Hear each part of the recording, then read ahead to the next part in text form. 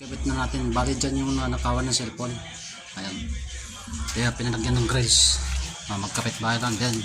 Sinundot dyan, tinanggal yung jersey. Tapos ito naman yung isang pinto ginawa natin. Ayan, okay na. Magkapit bahay lang. Ayan. Okay na siya. Natapos din.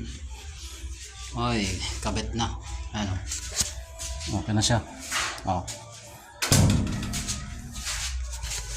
Yan, maganda yan. Hindi na bubuksan yan pag walang susi. Kailangan may susi ka lagi. Hindi pwedeng maiwan ng susi sa loob. Kaya, at saka hindi nasusundot siya. Kaya yan ang kagandahan. Okay. Tapos,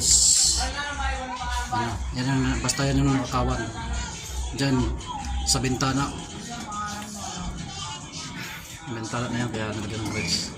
Kaya huwag kumpiyansa ngayon sa panahon ngayon. Maraming magnanakaw na. Alarms lang. Bakit?